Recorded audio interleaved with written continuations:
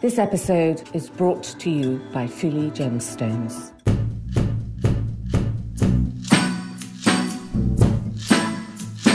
I love when grandma comes too. You've seen three generations. I love that. Grandma's paying, mom's reinserting or getting pierced, and daughter's getting new holes. That's great. You know, we skip over infection now because we're also wildly clean, possibly too clean sometimes. But actually, you know, if you're in battle, you don't want it to get in the way and you don't want to be causing any more problems than it needs to be. So gold would be the obvious answer.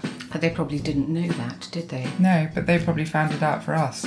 Welcome to If Jewels Could Talk. I'm Carol Woolton, the voice of jewellery, an author, broadcaster, and the woman who initiated the role of jewellery editor at magazines like Tatler and British Vogue.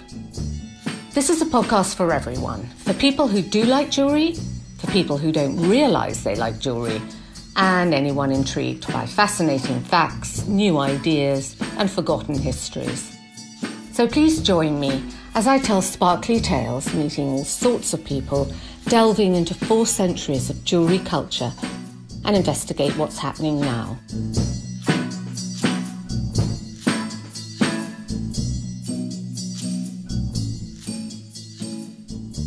Today we're going to discuss something that you might have quite a lot of. We're talking about piercings, in particular ear piercings, curation and styling. Yes, it's a proper thing. And actually, I think we'll discover today it always has been. The history of putting sharp objects through the ear to create an opening in which jewellery can be worn dates back 5,000 years. There's archaeological evidence that it's practiced in various forms and cultures and by different sexes since the ancient times. And then there became this sort of hiatus when it was really just associated with pirates. But I think we've now all channeled our inner pirate and there are ear piercing salons popping up everywhere around the world. So I'm investigating the trend today in the chic Robinson Pelham store, a stone's throw from London's King's Road, with Vanessa Chilton, jewellery graduate of Central St Martin's, and Zoe Benyon, gemologist, who together are co-founders of Robinson Pelham. So thank you for hosting me today. Thank you. Hi. First of all, I wanted to know, Vanessa, why did early humans first want to pierce their ears? What was it that made them do it? Well, I think it had cultural and spiritual significance. You know, in some societies, when children approached puberty, their ears were pierced in celebration. The ancient Romans were very practical and piercings for them always served a purpose. They would pierce their nipples and ears to signify strength and virility. About the same time, the Aztecs and the Mayans and the American Indians pierced their tongues, and they believed it brought them closer to their gods. In the Hindu religion, ears are pierced very young, aren't they? Within the first 2 years. Yeah, I think sometimes at birth, actually. So there is this sort of tradition of honouring cultural values and, as you say, a sort of spiritual side to it. Yeah, well, I mean, some communities believed that evil spirits possessed humans through their ears. So the earlobes were pierced for them to be able to have an exit point, which I think is quite interesting. You know, the evil could leave them, you know, upon their death. We've just done a podcast on King Tutankhamun, obviously in the 100th year of the discovery of the tomb, and he had massive ear piercing. He was doing the ear stretching. He was doing ear piercing and stretching. Much like Ötzi, the Iceman that was discovered. He also had 7 to 11 millimetre holes in his ears. So tell me about Ötzi. Well, he was discovered, he was around 5,300 years ago, I believe. And when they found his body, they found that he had not only piercings, but stretched holes in his lobe. So that's really quite interesting, really, and exciting, because that's really the earliest evidence of that sort of ear adornment. Ear stretching exists today, and it's slightly separate to piercing, but certainly I know that stretches, you go up from one size to another. You know, it's an achievement. You work up during your life. And so who's to say he wasn't doing the same thing? It's very difficult to pierce an ear with something very large. So if he's got an ear stretcher, you would assume that it would start from small and grow purposefully and not just be because that's the only available thing to put through their ear. Could also be that they got slight infections in their ear and therefore the hole got bigger and bigger and they tore their ears. Would they get matching infections? No, that's a very good point. And so I think Julius Caesar brought it into fashion for men as well back in the Roman times, that it became a luxury. So as you say about wealth and in common for women and men. He was pierced to show his strength and signify his unity with his men amongst the Roman army. Okay, so they all were pierced. Yeah, Group well, it piercings, signified parties. strength and virility. It was all about their dedication to the Roman Empire. And that was what, gold hoops? Mainly gold hoops. If the troops were wearing it, it would have to be something that Practical. wasn't going to infect. You know, we skip over infection now because we're also wildly clean, possibly too clean sometimes. But actually, you know, if you're in battle, you don't want it to get in the way and you don't want to be causing any more problems than it needs to be. So gold would be the obvious answer. But they probably didn't know that, did they? No, but they probably found it out for us. So how do you think somebody in the Renaissance time, when there was a big Presentation. fashion for ear piercing for men and women, as we know from the National Portrait Gallery, Sir Walter Raleigh and other important Tudor men were piercing their ears, how do you think they did it? I mean, in my mind, I'm so hoping it's a frozen tomato, but no freezers, so we have to we have to leave that one behind. I suspect it was with a needle because actually that's exactly what would have hopefully sterilised in a flame, and they would have had to have used gold or silver because They didn't have the mix. they didn't have the mix. So actually, it was unintentionally probably an excellent way of piercing. A tot of brandy and a needle. Yeah, well, these are heroic men that had, spent 3 years at sea. In fact, that's probably where it happened. Yeah, because sailors wore them for, they thought it helped their vision, didn't they? And they thought that if the worst happened to the worst and they were washed up, somebody could Sell their earring and Sell- bury I them. think- Yeah, yes, it was a it- burial thing. It was to hold your money for your death. Yeah. Yeah, to afford your burial. And I guess that's where the whole pirate association came from. Yes, on the high exactly seas. that. Yeah, because why else would you need to keep it close to you if you were living in the home counties in a ploughed field? You were fine. But yes, I think that's exactly, it's the portability. I mean, the portability of jewellery is anyway undisputed, isn't it? People have stitched it into their hems for thousands of years. But yeah, to wear it, to keep it really safe. And I guess these guys were responsible for bringing back pearls. Mm-hmm. And there was a big trend for a single pearl earring, wasn't there? Yes, and what we would now call natural pearls, not cultured. So the real thing. The real deal. Yeah.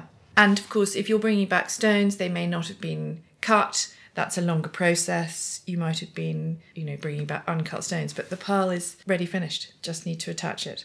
And I think a lot of men are, there's a renaissance for the Renaissance. In fact, Harry Styles turned up at the Met Gala a couple of years ago with a single pearl earring and allegedly had his ear pierced for that evening to take the pearl. I think so many young men are wearing pearls, and I think they're creeping up to their ears as well. Yeah. Have you noticed that? Well, I think it's all in the shape of the pearl, isn't it? They're probably not going to wear a matching pair of 8.5mm rounds.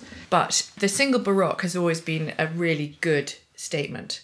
In fact, I think what we have noticed is that the more misshapen, the better. So if you're wearing one and it's a misshapen one, even better. Looks incredibly relaxed. Do you think men think it's too feminine to wear two? I think they do like the asymmetrical sort of side of wearing one.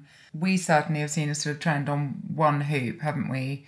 And one ear which is from our collection, hanging from the hoop. We don't tend to sell matching hoops with things hanging off them to men. And so Cartilage piercing is also quite exciting for men. Cartilage is the Yeah, top bone. sort of mainly the helix up here. Right at the very top Yeah, of the ear. right. So I think after the Renaissance there was a bit of a hiatus for a few centuries, wasn't there? And do you think that's really led by fashion because hairstyles were covering the ears more during those centuries, so people didn't have the impetus to... I don't know. The Victorians and the Georgians were very good at wearing earrings. They just weren't But pierced. they were really heavy ones. They should have worn pierced, shouldn't they? Because they had these huge girondole drops that were so heavy that they basically had to come up with new mechanisms to take some of the weight, didn't they? Mm-hmm. If we make a big pair of earrings here, we alert the customer. We say, look, these are 4-hour earrings. Put them on 8. Take them off at midnight. Otherwise, they will start to hurt. And that's part and parcel. You want to look that spectacular for a short amount of time. And I think the Georgians were probably following the same principle. They didn't have to look really, truly spectacular for anything other than the short window of opportunity. evening. Yeah. So there are lots of little beautiful, those wonderful flat Georgian garnet Georgian earrings kicking about. So I think that's their day wear. Because they used to have wires attached at the back that they'd strap around their heads and around the top of their ear to absorb some of the weight, so it wasn't all just hanging. The ones that look like the coat hanger tops, you see them coat hanger just going up around the back, fitting around the back of the ear, going over the top of the ear. You still see those. I saw some on Victorian earrings the other day being worn. I mean, they were spectacular diamond earrings, but I loved that it still had the old style safety catch on. And in fact, I saw a designer the other day, and I cannot remember who it was, who had made that part of it. So that lovely old safety catch of the top of the coat hanger. There's a lot of that on the runways. Yeah, fashion totally wonderful. So that still exists, but that's coming into mainstream, which as so often happens. And now, of course, you distribute the weight by putting on large wing backs that follow the shape of the ear at the back, so the earrings don't tip forward. And that's really important. That's what we find with a lot of our customers, is how tricky are their earlobes? How much of a sort of hole have they got? Has it stretched? Do their earrings tip? How can we combat that? So we spend quite a lot of time, advising on that. So what would be the maximum weight that you would say? So this sort of 4-hour big impact statement earring, how much would that weigh? Well, I think it depends on the person, what they can take, but we generally probably won't go much more than about 13, 14 grams. No, it's quite heavy, that, yeah. Which is quite heavy. I mean, the small size AAA battery is it's actually less than 14 grams. So really, you're saying basically push a AAA battery in your hand and try not to go heavier than that for too long. But it depends. So if you're wearing a drop earring, particularly if you're wearing a drop earring with a hook top, which is the most unkind, it looks great if you've got the right earlobes, but it's most unkind to your piercing, then you need to watch the weight more. If it is an on the ear earring, which has a really good back, then you are distributing the weight so you can get away with far more. And you're hiding the problem area. I think this new modern trend we can sort of trace back to the 60s and 70s when everything changed culturally and that sort of hippie vibes. People were travelling, very influenced by, other cultural religions and practices, and came back with lots of piercings. The hippies going to India, and of course bringing back piercing, such an important part of Indian culture, and hippies bringing those back to Western countries. I think it's a huge appreciation of and borrowing from other cultures, because I don't think there was a particularly, from a Western point of view, until the Renaissance, I don't think there was a Western tradition of piercing. But I think it was exactly that, a huge appreciation of something that other cultures did really beautifully. Or there had been in Europe, like in Rome and Britain and in Rome itself, but it was a rediscovery through other cultures. They brought it back, and then punk exploded, particularly around the King's Road where we are now.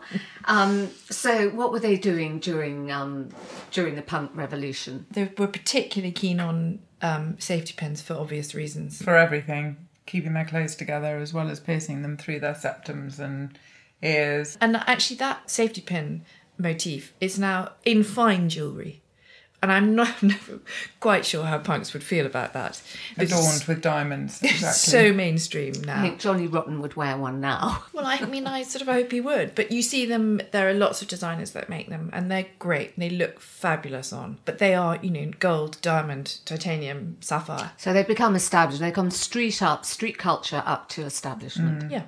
But that's I would say that's the same with piercing in general at the moment. And the 90s saw a massive upturn in piercing as well. And then obviously in the last 10 years, we've had all sorts of other piercings all over the ear. Now it's sort of the norm to have cartilage, forward helixes, daiths, traguses, all that sort of thing. There's nothing that hasn't been pierced on the ear now. We did an image in Vogue in 2013 with a lot of piercings, and I wrote at the time, body piercing hits the mainstream but pretties itself up in the process.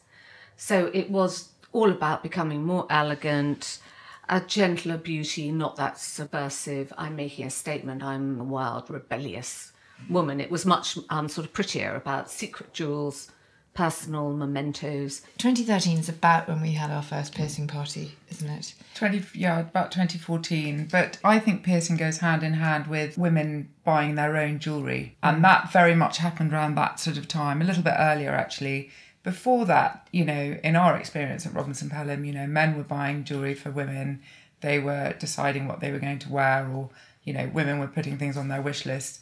And when women became independent and started buying jewellery for themselves, much like they were buying their clothes, this whole sort of ear-piercing revolution happened because it was freedom. I'm going to dress my ears, I'm going to wear something sparkly, and I'm going to have 5 piercings, and no one can say anything about it. So I think that's quite a sort of became more important... sophisticated, Yeah. and it was office appropriate. Absolutely, and now it really is appropriate everywhere. I don't think it's not frowned upon. You know, I think 40 years ago, mass piercings would have been looked upon as...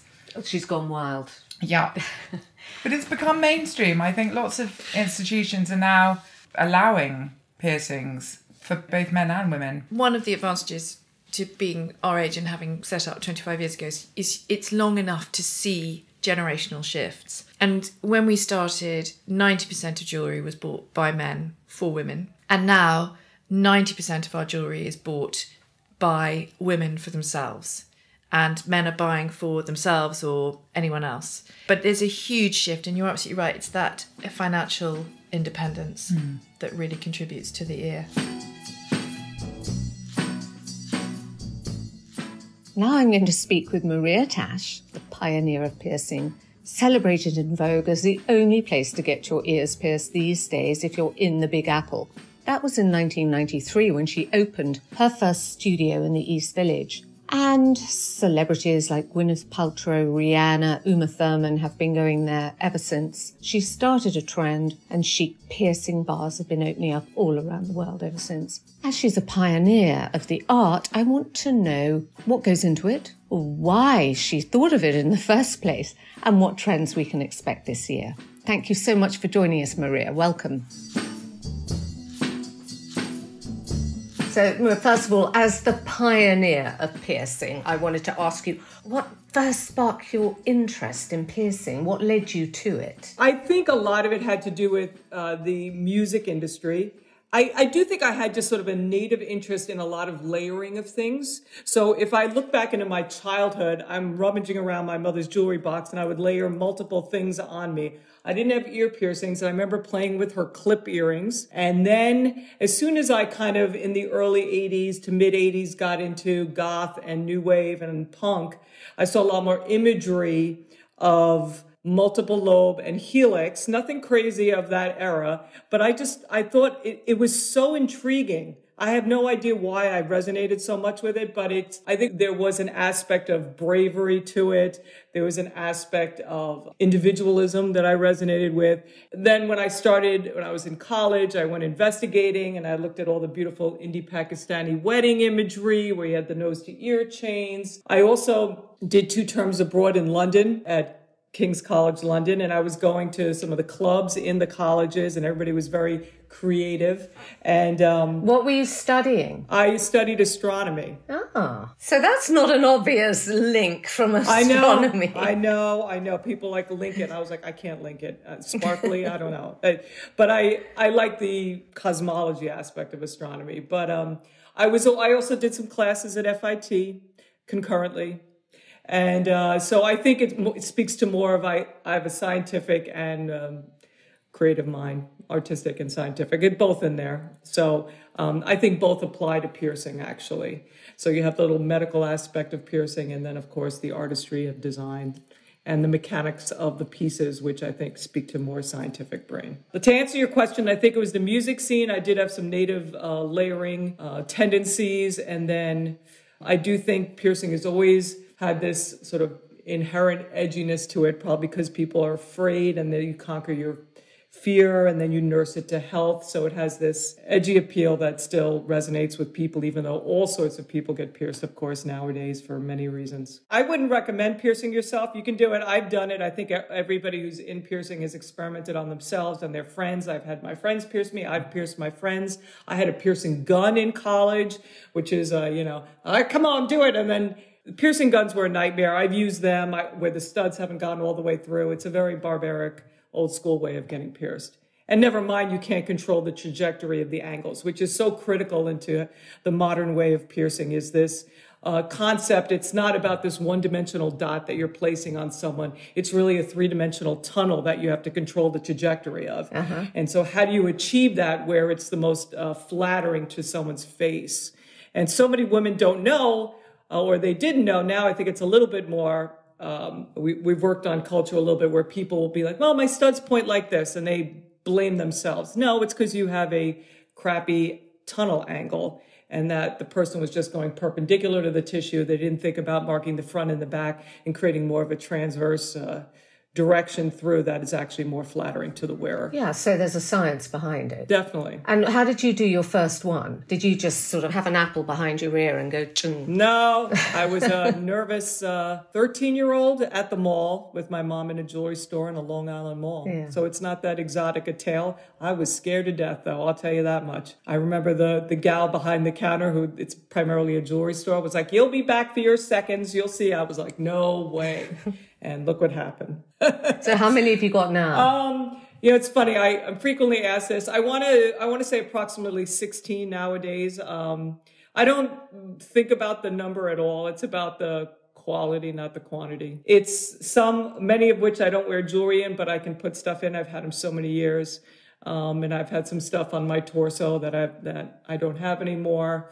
Yeah, it's been a fun, boy, even the stuff in the 90s that I did, what people entrusted me to do with their bodies. It was very flattering and very fun. Is it different piercing the ears to any other part of the body? It's all skin to me. I would always be like, it's tissue, whether I'm doing a nipple piercing or an upper ear piercing. It requires the same attention to detail about the trajectory in the front and the back.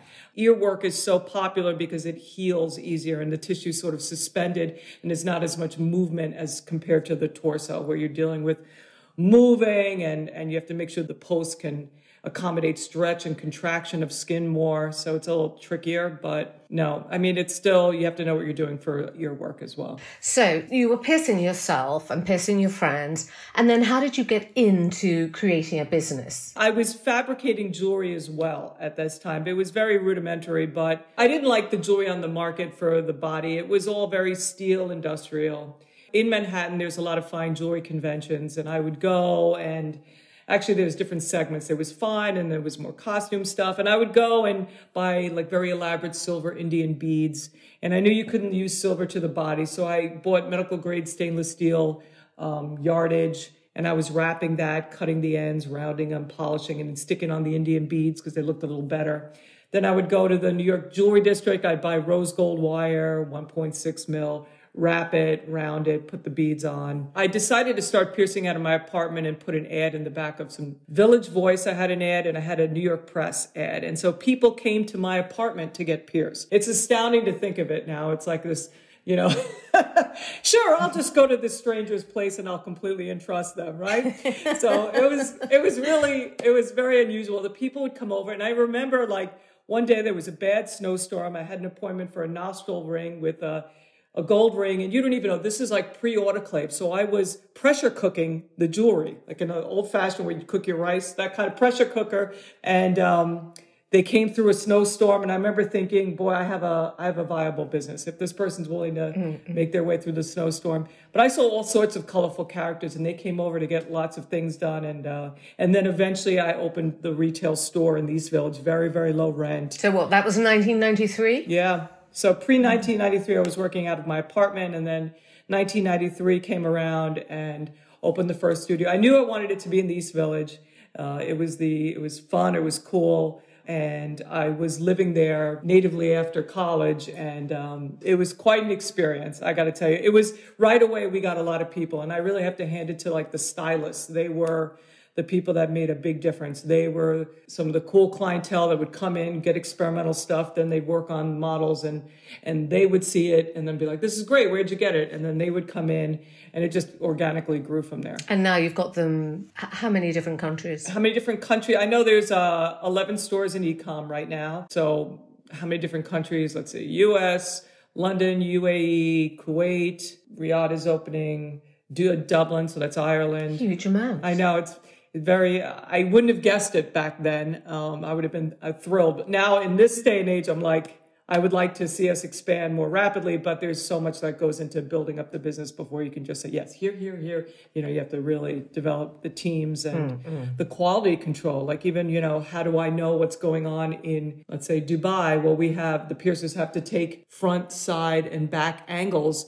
and those images are streamed through the cloud into New York corporate, and we watch their work and make sure they're doing what we think they're doing. Do you have like a Maria Tash school for piercing? I don't have a school. We have internal training. You could have a school. Yeah. You know, so I went to, in 1992, I went to Fakir Mustafar, who's since passed, but he had a school in San Francisco, and that was very good, but it was a week. You can't learn how to pierce in a week. I mean, it's a long process, but I was already piercing, and I went there to kind of hone and learn tricks. And then I got involved with some piercers in San Francisco, and the LA coast, LA and the West Coast of the US was a little bit more involved than the East Coast in that time. They had more people that were working for longer periods there. And it was a very cool scene, if I dare say so myself. And I got involved with people out there personally and professionally. And it was a very, very great time. You learned all their tricks.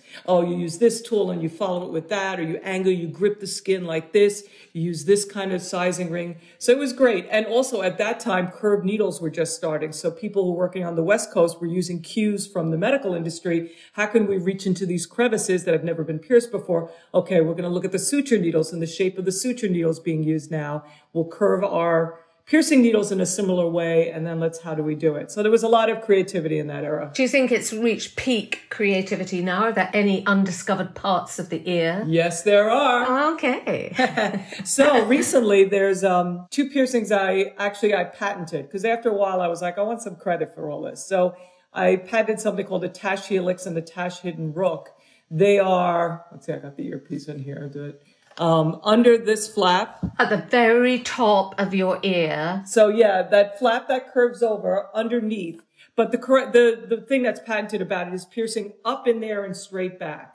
And under the other flap, it's up in there and straight up. So you just get a sort of hidden twinkle. It's hidden. So I think nobody's thought about it because they're like, well, why do you want something that's hidden?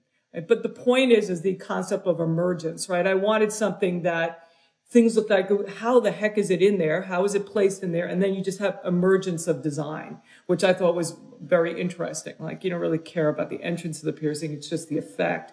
So I was inspired by recessed lighting and specifically the molding on the wall and light hidden behind that just kind of emerges out. So that was the concept for it. And I'm very pleased. And I had done things called vertical industrials that were popular in the 90s in the conch shell. And I utilized part of that. I knew I'd done many of them. And I was like, oh, why don't we just poke up here and hire and hide some wire? So then you had to develop the jewelry that could go in there. What are these mechanisms? What do they look like? What's the curvature? Curve the bar. Is it 6 mil? Is it 5.5? And how do things emerge out and move? I always like when they move. I like the ones you're wearing, which are moving, these hoops. Well, me and my big hair every time. Yeah, you have to get the big hair out of it. Those are gorgeous. Thank you. I don't know what you can see. Let me just take this thing out for a second. There we go. And so they're just straight through normal piercing, that one. This one is normal whole one that you're speaking about, I think. And then I have my little fellas off to the side here. And then hanging drilled ones over there, and I've got my Doth one. Oh yeah, in the center. Inside there. So that's like a sort of inner hoop on your inner ear, just a little hoop. Yeah. So you get in that little ridge with a curved needle. That was part of the guy that actually developed that piercing did mine, and it was great. The good thing about it was that he executed it. The bad thing was I couldn't watch him do it. So I was like, in terms of the training, but you know. Are there different trends on either side of the Atlantic? Sort of New York, LA, London? Yeah, it's a good and interesting question. I think social media has equalized it a lot. I would say, when we first opened in, let's say in London and Liberty, I noticed a lot of yellow gold and a lot of spiked jewelry. And I was like, oh, is that because it's a little bit, near Carnaby and, so homage to punk and stuff. But I think nowadays, I can't really regionalize it like that. We do a little analysis of who's selling more yellow to white. The Middle East is more white gold, more big diamond heavy. LA West Coast, a little more yellow gold. LA's only been open a few months, so we're still tallying the data. And New York has always been strong. And I think white to yellow about equal ratio. So maybe more yellow gold in LA, white to yellow equal, and Middle East is heavily white gold. I like rose gold, but it's always third place. And where's the most sort of avant-garde place where they push the boat out and have really unusual piercings? I think it's person dependent. It's not region dependent. Okay. I like when people don't even have first holes, etc., and they just do something very big and dramatic in a hidden thing. So if you had a large piece just moving under your ear and that's all you have, so your attention's drawn to that, and then people are like, how is that in there?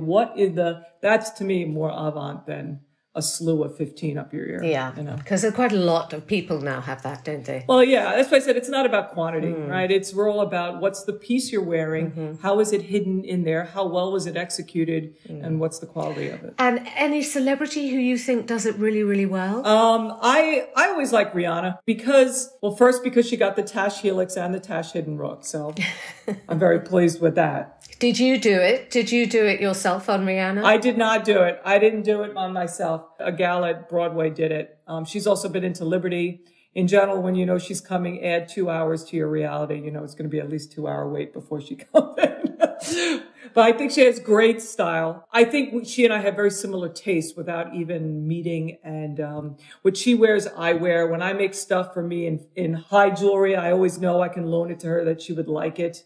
So I have a lot of confidence in her taste because it's very similar to mine. And I felt that way for several years, even when she was getting stuff at Liberty. I was like, those were my favorites. Or she's wearing it exactly like I would. So, and people admire her for the way she's got the big hand tattoo and then wears multiple things and can slip in and out of a lot of different worlds. I like that. And you had famously had Gwyneth Paltrow in with her daughter, didn't you? Did you pierce them together? I did not pierce them. I have worked on other mother-daughter teams like Uma Thurman, and I'm trying to think. I've worked on a lot of celebrities, but I'm not really piercing very much anymore. I do it upon request, but I'm more in corporate office working in more of a CEO capacity nowadays. Running the empire. Right, the empire. I mean, I do, I will pierce upon request. It's just one time they're like, will you fly to LA to pierce this one person? And I was like, I could, but it would have to be very compelling. And because I have a really competent team, I don't pierce every day anymore. I can do a great job. I can push the needle through very fast, but my setup will be longer. They'll execute it faster, but I'm I think my attention to detail, I always try to impart that onto the staff constantly. It's a process. So you've delegated the piercing. Yes. But it's a lot of sort of middle-aged mothers are coming with their daughters, having piercings. Are they trying to look like their daughter? Are they sort of slightly stealing their trend? Oh, come on. Half of those women were in their 80s listening to New Wave, and they had 3 piercings on one side. It's not like they're such a stick in the mud. In fact, most of the women that come in reinsert a piercing, and then their daughter's like, oh, wow, she had it. Look at mine. Yeah, come on. Your mom's not, So I don't feel that way. And I love when grandma comes too, because you've seen 3 generations. I love that. Grandma's paying, mom's reinserting or getting pierced, and daughter's getting new holes. That's great. There was a British writer who said it's a very good way to have a midlife crisis. That's Stacey Dogood. She said it's less dangerous than getting a Harley Davidson. And quite frankly, I'm too tired to have an affair. That's cute. That's cute. Off to get pierced. That's right. You got to go on the back of the Harley with some beautiful man in the front. But anyway. And then for me, the concept of plastic surgery is very scary because I don't have control. I'm out and I wake up to something. It's like I can create something where I'll feel different. It's integrated with fashion and I have control. Yeah. It's much better. And it can be transformative, but I guess it can get addictive. I guess if you've had it and you get a lot of compliments and you feel great, I guess the danger is you do want to keep going back for more. I think so. But remember, it's not really about quantity. But yes, if you're happy with something and you want to add to it, then you start fantasizing about how to add to it. There are a few people who still haven't had piercings. What's your advice to them? First timers. Don't be afraid. I think what you want to do is be able to get a good preview of what you're going to get. at Maria Tash, we should be able to slide things on your ear. I mean, rings, you can get pierced with rings or studs nowadays. You just have to make sure that whoever pierces you is worried about gets the correct trajectory. If your ears, go into the mirror, if your ears stick out a little bit, so-called not attached, it's easier to do a forward-facing angle, even if you don't know what you're doing. But most people's ears are semi-attached, which means they fall sort of parallel with your cheeks.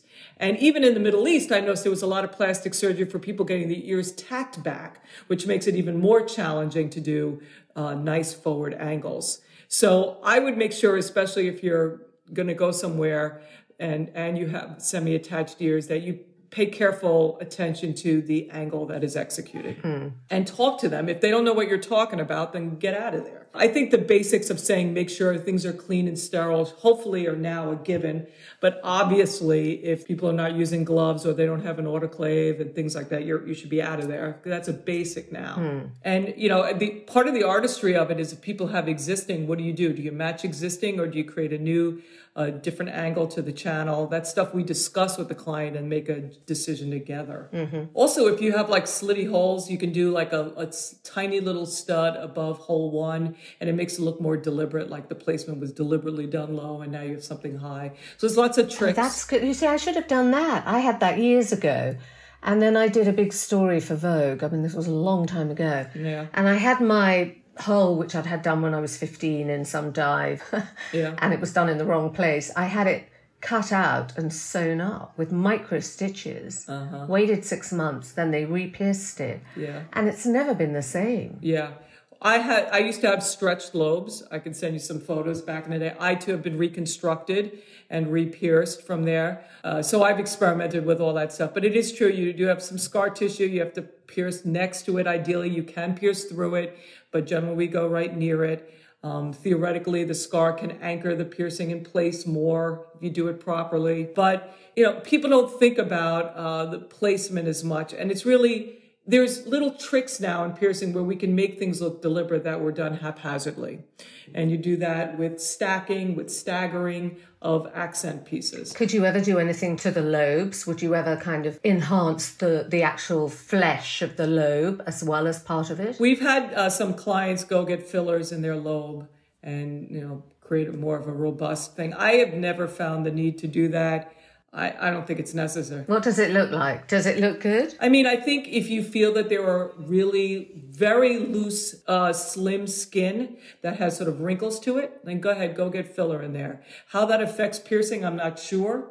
But the piercing is actually a cut and pushes the tissue aside. It's not a coring out of material with the style of needles that we use. So you're literally just cutting and pushing aside. Would that affect the filler? Probably a little, maybe, but probably so minimal. It's a very tiny hole. I actually think it's better to place jewelry in a way that will draw your eye away from any scars. So let's say you have a scar here. If I put a prominent piece of jewelry on my upper ear, your eye's immediately going to get drawn to the piece and not so much that scar.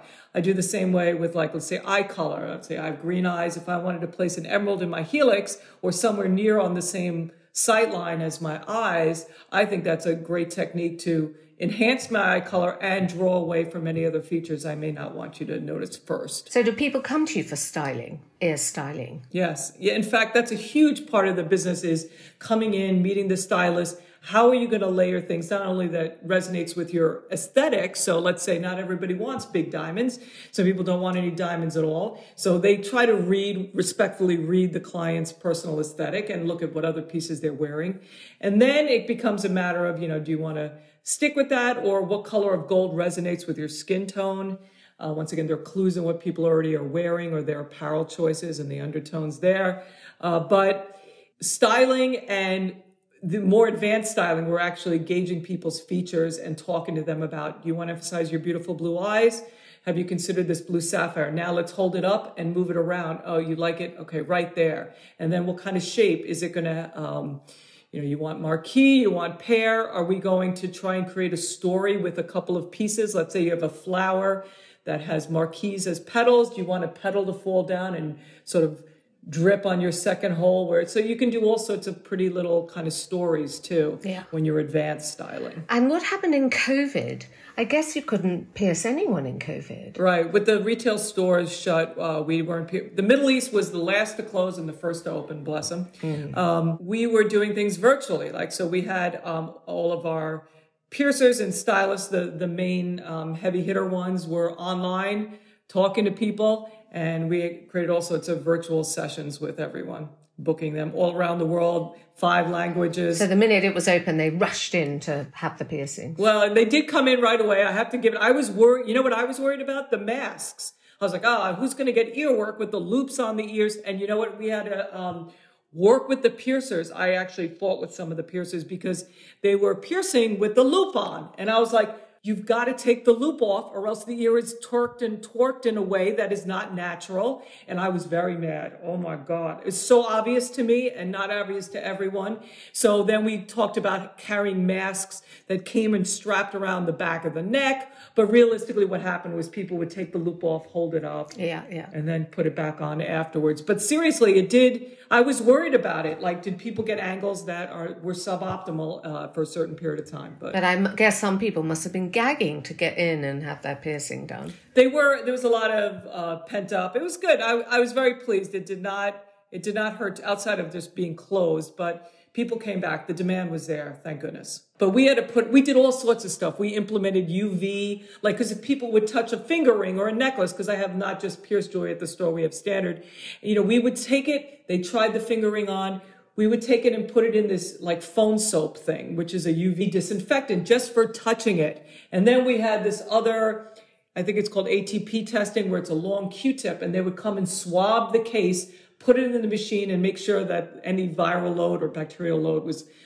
we implemented all this stuff that was way above and beyond what standard jewelry stores were doing, specifically because we had the service. But we sat down, I was like, I knew UV had to become part of it. And I'm actually glad. There were a lot of good things that came out of it in terms of what we continue to do. And the next trend, is there a new trend around the corner for 2023? Oh, trend. I always, whenever I hear that word, there's a part of me that kind of recoils, because that doth, it got it in 1992, 1993, that doth piercing. It's still popular. And look how many years later. So, is it a trend? I do think part of the reason I have so much confidence in opening new stores is because I was around then, and what people really enjoyed then, they're still doing it now. Yeah. So that's good. It's, maybe people were 20 years younger, but who cares, right? It's still good, thank goodness.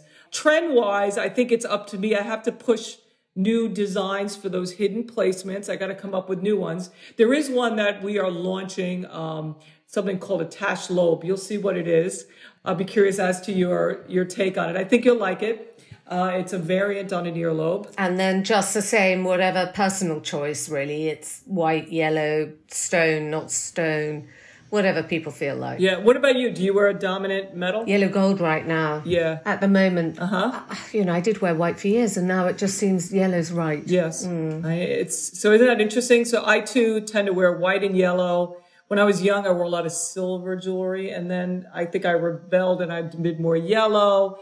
And then getting into bigger white diamonds, I tend to wear it with white gold now. But I switch around. And also depends on your clothing choices too, right? Yeah. I think people who really are into it, they have sets in white and yellow. They can switch it out for once. And I always want people to be able to work with their own thing and change it out themselves. I don't want you to be dependent on anyone to be able to put jewelry in and out. That's ridiculous. So I've always felt that way. And that's a lot of the early piercing jewelry. You couldn't get it out. And when you did get it out, it was a thick piece of jewelry. It contracted. You couldn't get the thing back in. You just went through all this pain and healing. So that was very important to me with early design, is understanding the stasis point by which piercings would shrink and what is that size of metal that goes in there. And is it safe to use initially? So new piercing placement, some new mechanisms, and different things climbing out of unusual spots of the ear. Lots happening, lots to look forward to. Well, Maria, thank you so much for sharing that with us and talking to us. Thank you so much. My pleasure. Thank you very much for having me on.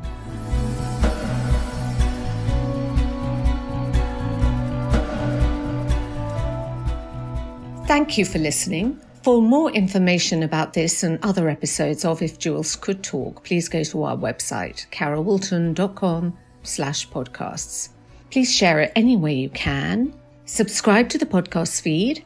And don't forget to leave us a comment or a rating, and a star would be wonderful. And if you want to know more about our sponsors, please go to fullygemstones.com. And join us again in 2 weeks for the next Jewelled Nugget, when I'll be talking about something at the intersection of jewellery, technology and fashion, the watch. And we'll be talking with Tom Bolt, who's the watch guru. He also happens to be the son of double Oscar-winning screenwriter Robert Bolt and actress mother Sarah Miles. So he's had a very interesting life which revolves around watches, and please join us to hear more in 2 weeks. Goodbye. If Jewels Could Talk with Carol Woolton is produced by Natasha Cowan, music and editing by Tim Thornton, graphics by Scott Bentley, illustration by Jordi Labanda, and you can find me on Instagram at Carol Woolton.